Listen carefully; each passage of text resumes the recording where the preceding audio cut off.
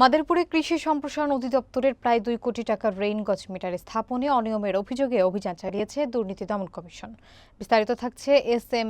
আজাহার হোসেনের প্রতিবেদনে। মঙ্গলবার ১৭ জুন দুপুরে দুদকের জেলা কার্যালয়ের সহকারী পরিচালক মোহাম্মদ আখতারুজ্জামানের নেতৃত্বে এ অভিযান পরিচালিত হয়। দুদক সূত্রে জানা গেছে, বিশ্ব ব্যাংকের অর্থায়নে ২০১৮ থেকে ১৯ অর্থ বছরে জেলার ৬০টি ইউনিয়নে বসানো হয় রেইন গজ মিটার। এই যন্ত্র কৃষকদের আগাম ৩ দিনের আবহাওয়ার পূর্বাভাস দেওয়ার কথা থাকলেও অধিকাংশ যন্ত্র এখন বিকল কিংবা উধাও। তদারকির অভাব এবং অনিয়মের কারণে প্রকল্পটি কৃষকদের কোনো উপকারে আসেনি বলে অভিযোগ উঠেছে। অভিযানের সময় কৃষি সম্প্রসারণ অধিদপ্তরের উপপরিচালক সন্তোষ চন্দ্র প্রয়োজনীয় কাগজপত্র দেখাতে ব্যর্থ হন।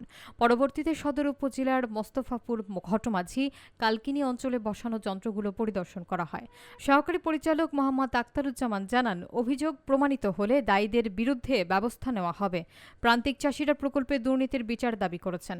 আজকে আমরা কৃষি সম্প্রসারণ অধিদপ্তর মাদারীপুর রেইন গেজ মিটার, মূলত যেটা বৃষ্টি কতটুকু পরিমাপ করে প্রতিটা উপজেলায় মাদারীপুরের 60টির ভিতর 56টি বসানো হয়েছে কৃষকদের তথ্য সরবরাহ করার জন্য।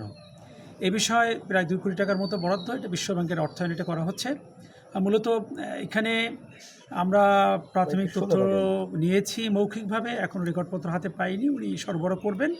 তবে যতটুকু তথ্য জানতে পেরেছি 60টার বিরুদ্ধে 56টি বসানো হয়েছে, অধিকাংশই অকেজো।